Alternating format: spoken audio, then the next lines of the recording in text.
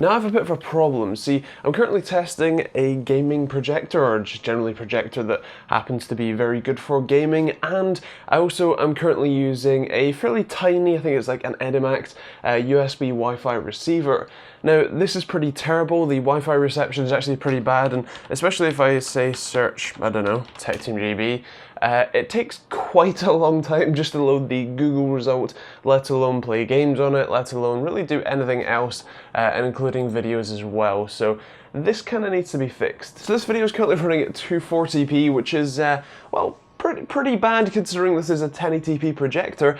So I think we have the solution for this. That is the Netgear Orbi. Now this is going to be a review of this device, or these two devices as such. This is the highest end one they do, although they do cheaper models as well. And basically this is a router and sort of sync mesh Wi-Fi extender, kind of all in one sort of thing. It's actually pretty interesting. Is a tri-band, so has not only N and AC but also its own proprietary band to connect the router to the satellite receiver, and the satellite receiver actually has Ethernet ports on it as well, so that you can use it as a switch and as effectively an external base station as well. So that is pretty awesome. We're going to take a look at it in the video, so let's see if it makes the difference. Taking a look at the router first, it's actually quite big. I mean, here is a Steam controller for size reference. It is actually pretty big. I mean, it's about the size of my head. On the back is where you're mainly going to be looking at this, as you have the sync button if the satellite and the main router aren't initially connected. You also have your internet or WAN port, three sort of switched Ethernet ports, as well as a USB 2 port, generally for charging things, a power switch, and then the DC in and the reset tab. On the satellites, the main difference between the two, and the main way that you know there's difference, is the router has a blue top, but otherwise that's pretty much it in terms of the main differences, with the only real difference in the I/O being that you actually have 4 Ethernet ports in the back of here rather than one yellow internet port, but otherwise it's almost identical. The other things that you get inside the box besides the quick start guide are an Ethernet cable, assumedly to connect the router to your current modem, and also a couple of power bricks to power both of the devices. Setup on these is fairly easy. If you have a standard modem that is literally just a modem and nothing else, this will be ridiculously easy for you, as you just connect the Ethernet output of that into the internet port of the router device, and that's pretty much it. And then you go through the setup process by going to orbilogin.com, or you can connect it to your standard router modem wireless access point combo unit that your ISP provided you, and depending on what unit you're provided, you can either connect it directly to your router just by using an Ethernet cable from a standard Ethernet port on the back of your normal router into this one, and then this basically just acts as a wireless access point network, which is what I'm currently doing, connected to my DSL AC68U from ASUS. So that is a perfectly fine way to do it. You can also set it, your standard router, if you're say someone with Virgin Media in the UK, to modem mode, and that will basically do the same thing, and you connect an Ethernet cable from your Virgin Media router to the internet port of this, and it should all work.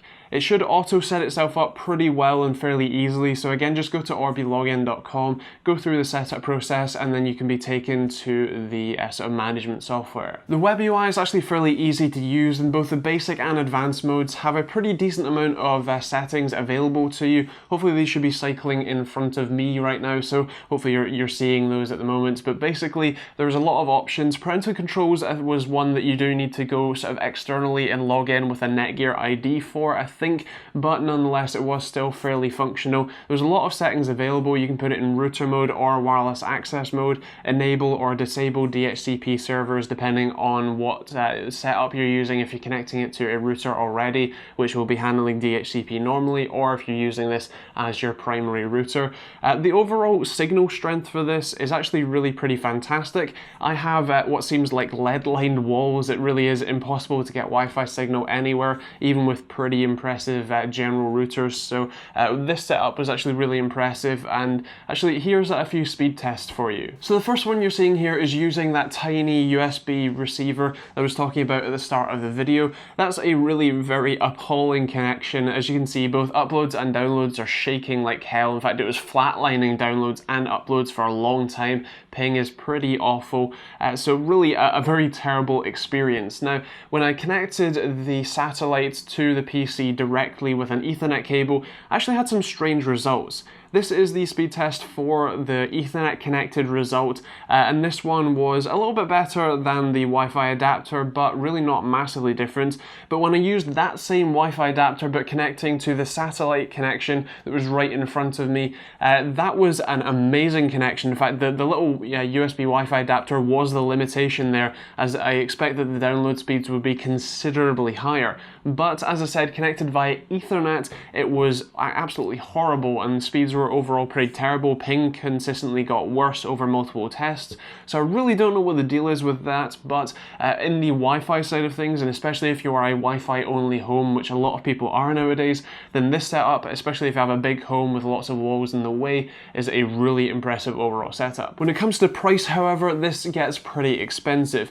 This kit, which is obviously just one router and one satellite, although you can connect multiple satellites if you want to, this kit costs around about £350 to £400 in the UK at the time of filming, depending on where you're looking. So pretty damn expensive, especially when you're considering that something like the Asus router I currently have is, I think, about £100, maybe £200 at most. So again, a very expensive solution, but especially on the business side of things, which I know a lot of small businesses will want to look at these, this is actually a really functional solution. There's a lot of software available in terms of the web UI, in terms of what you want to do with it. So actually pretty interesting. Now, I should make it clear that there are multiple versions of this. This is the highest end one that Netgear do. There are some lower end versions that run at a little bit slower speeds and have a little bit different feature sets. So do feel free to take a look at those ones as well if you're looking for a similar sort of solution, but not at this sort of price range. Again, this is, I believe, more towards the sort of small business enterprise kind of solution,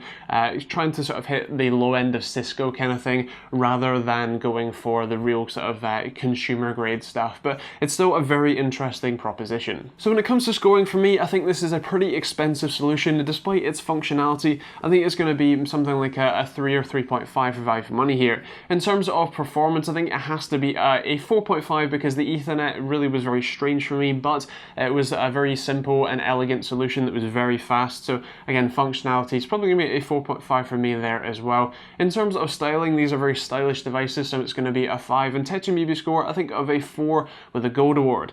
It's a very impressive solution, as I said, especially for the small businesses that can afford this sort of thing. And if you do have a very big house and obviously I assume a relatively large amount of money, then this is a pretty awesome Wi-Fi solution to boot as well. So if you want to check out the price, when and where you watch this, then take a look at the links in the description down below. I'll also leave some other Amazon and Overclockers UK affiliate links if you want to support me and help me making these videos on a full-time basis. I'd really appreciate it. I'd also really appreciate it if you share this video if you know a small business that needs an awesome Wi-Fi solution, or if you know a rich friend that just needs, has a really big house that needs a good Wi-Fi solution too, then feel free to send them to this video. Of course, feel free to subscribe as well if you did enjoy the video. Feel free to let me know in the comments down below. If you didn't like the video or you don't like the product, let me know why in the comments down below as well, as I can't really improve anything or give anyone like Netgear feedback if you don't tell me, so I'd really appreciate that. Otherwise, feel free to take a look at the merchandise link as well. There's sort of TechteamGB stuff and funny tech joke just kind of stuff, so feel free to take a look at that. And of course, there's some other video links over here for you can take a look. I'll leave probably the Netgear Arlo Pro and Arlo Q security cameras, so if you're interested in those, feel free to take a look, and some other videos, and the subscribe button somewhere over here as well. Otherwise, I hope you enjoyed it, so I hope you found it useful, and we'll see you all in the next video.